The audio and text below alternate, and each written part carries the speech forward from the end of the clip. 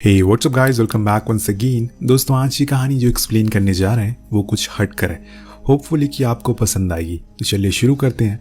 हमें एक जगह के बारे में बताया जाता है। वहाँ एक कैंप भी लगा हुआ है, बाहर एक कार भी खड़ी है, पर आसपास किसी इंसान का कोई नामो निशान नहीं है।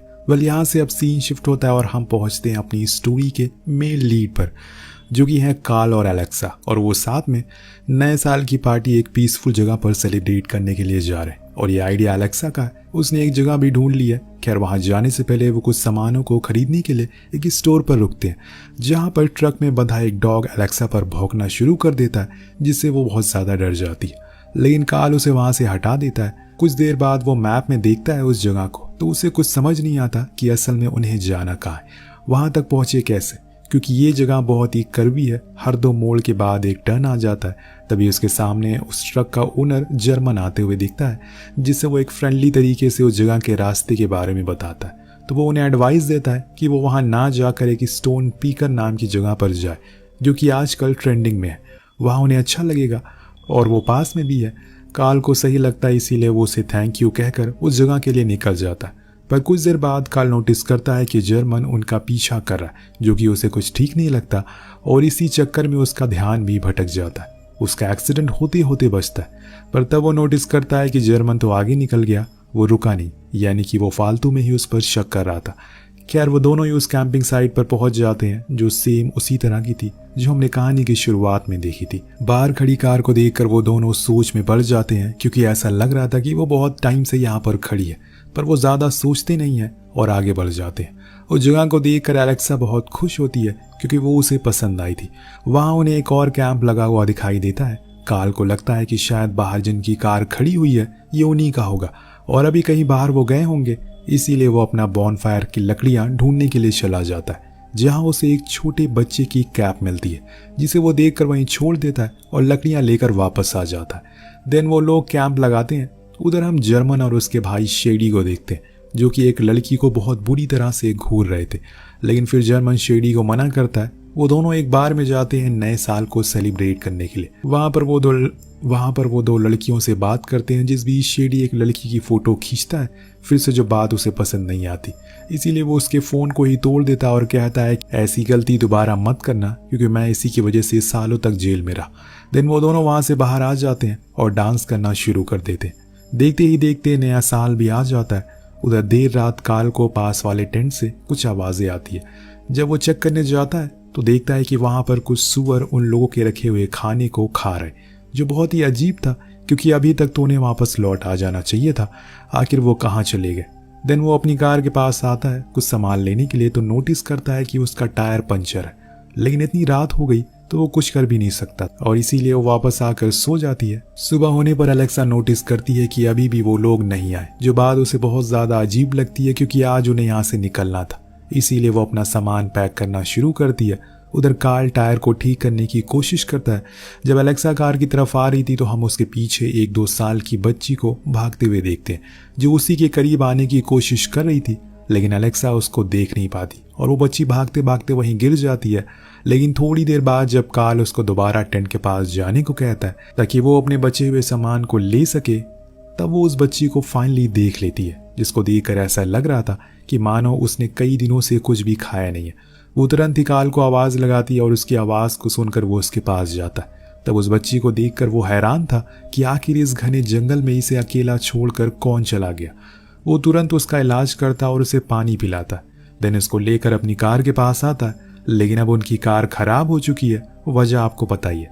इसीलिए कार्ल कहता है कि हम ये साइड वाली कार लेकर चले जाते हैं और वहां जाकर इसके ओनर का पता लगाकर उसे लौटा देंगे। फिलहाल के लिए इस बच्ची को हॉस्पिटल ले जाना ज्यादा जरूरी है। एलेक्सा को ये चीज सही लगती है, इसीलिए वो दोनों ही उस पर बैठने लगते हैं कि तभी वहां पर एक कार आती है, जिसमें से शेडी बाहर आता है, जर्मन का भाई, जिसे देखकर कार्ल उसे बताता है कि हमने यहाँ पर कैंपिंग की थी, लेकिन हमारी कार खराब हो गई है। उन्हें पास में ही जंगल में एक बच्ची मिली, जिसको देखकर शेडी बहुत ही ज्यादा घबरा जाता है और कहता है कि मुझे लगता है कि इसका परिवार दूसरी ओर वाटरफॉल की तरफ गए होंगे, हमें भी वहां जाना चाहिए, शायद इसका परिवार वहां मिल जाए।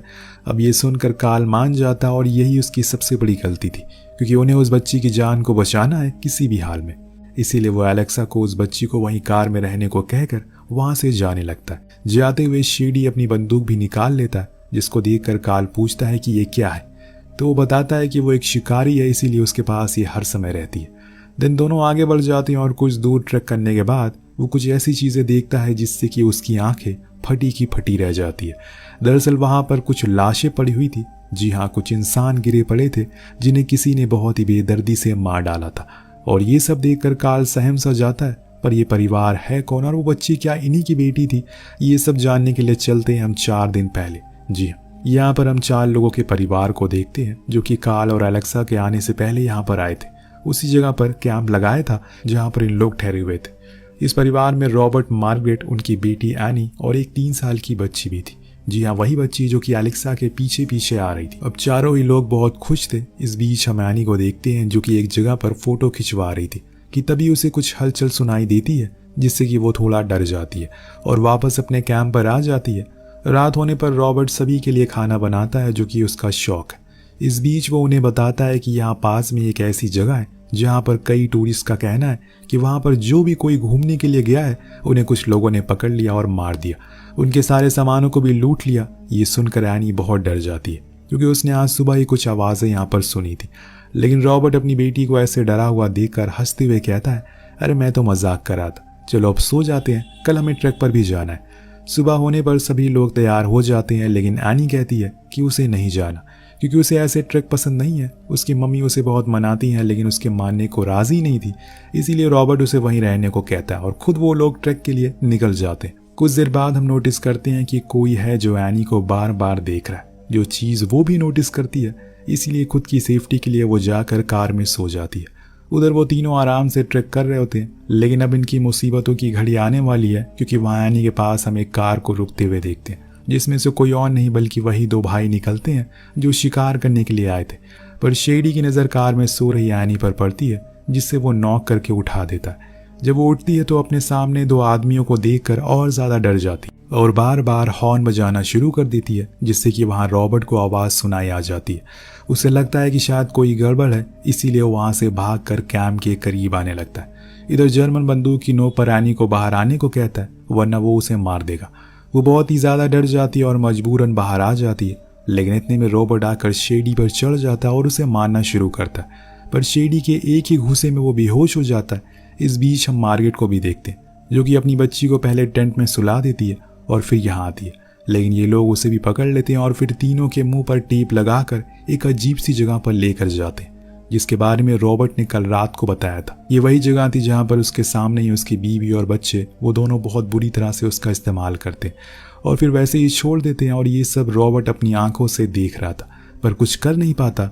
कुछ देर बाद जब शेडी एनी का फ़ोन चेक कर रहा होता है तो उससे पता चलता है कि इनके साथ एक छोटी बच्ची भी है जो कहीं दिखाई नहीं दे रही है। इसीलिए वो मार्गरेट से इस बारे में पूछता है, लेकिन वो कुछ नहीं बताती और वो दोनों गुस्से में आ जाते हैं। तो वो एक शूटिंग गेम खेलना शुरू करते हैं जिसमें वो एक कैन रॉबर्ट के सर पर रखते हैं और फिर शेडी उस पर शूट करता है, लेकिन उसके बार बार हिलने की वजह से वो गोली जाकर उसके सर पर लगती है, जिससे वो वहीं मारा जाता है। रॉबर्ट को अपनी नज़रों के सामने ऐसा मरता हुआ देखकर मार्गरेट एकदम से टूट जाती है। लेकिन ये दोनों अब ये गेम उसके साथ खेलने वाले, पर वो भी बार बार हिलती है जिसकी वजह से जर्मन निशाना नहीं लगा पा रहा था, जो देखकर शेडी उसका मजाक बनाता है कि वो बूढ़ा हो चुका है, उसको चश्मा लगा लेना चाहिए, जो सुनकर उसे गुस्सा आता है और वो उसकी छाती पर गोली मार देता है। देन वो दोनों दोबारा मिलकर एनी के साथ गलत काम करते हैं और फिर उसे भी मार देते हैं। मतलब इन दोनों ने एक पूरे परिवार को खत्म कर दिया जो कि बेकसूर था।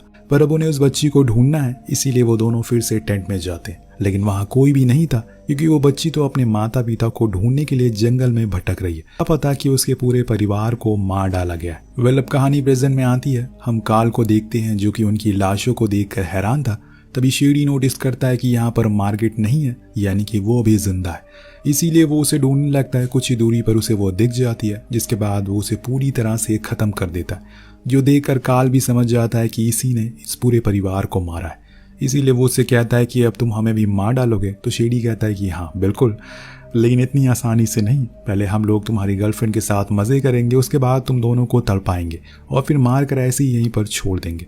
ये सुनकर कार्ल को गुस्सा आ जाता है तो उसे धक्का देकर वहां से भागने लगता है। इस चक्कर में शायद एक गोली भी चल जाती और इसीलिए वहां कार में बैठी एलेक्सा को कुछ अजीब सा लगता है। इस बीच उसके पास जर्मन गुस्से में आता है क्योंकि उसे पता है कि शेडी कुछ बहुत गलत करने वाला है, जिससे वो फिर से कहीं जेल में ना चला जाए। इसीलिए वो एलेक्सा को बाहर आने को कहता है, लेकिन वो नहीं आती तो वो उसके कार के मिरर को तोड़ देता है। पर एलेक्सा मार्गरेट की तरह नहीं है, वो बहुत ही चालाक थी, इसीलिए वो एक चाकू से उसके हाथ पर वार करके वहां से भाग जाती है। पर जर्मन भी कम चालाक नहीं था, वो अपने कुत्ते को उसके पीछे छोड़ देता और जंगल में घुस जाता है। उधर शेडी कार्ल के पीछे अंधाधुंध गोलियां बरसाना शुरू करता है और इधर जर्मन के डॉग का ध्यान एक खरगोश अपनी ओर आकर्षित करता है, जिस चक्कर में एलेक्सा उसे पीछा छुड़ाने में कामयाब हो जाती है। पर यहाँ शेडी गलती से जर्मन को कार्ल समझ लेता और उसे ही गोली मार देता है, जिससे वो वहीं गिर जाता और अपनी ऐसी हरकत को देखकर उसे खुद पर बहुत ज्यादा गुस्सा आता है। इतने में वहां पर एलेक्सा उस बच्ची के साथ आती है, जिसको शेडी अपनी बंदूक की नोक पर रख लेता है और अपने साथ चलने को कहता है। और ये सब दूर छुपा हुआ कार्ल देख रहा था, लेकिन वो अभी बाहर नहीं आएगा, उसे सही मौके का इंतजार है, जरूर वो कोई गलती करेगा।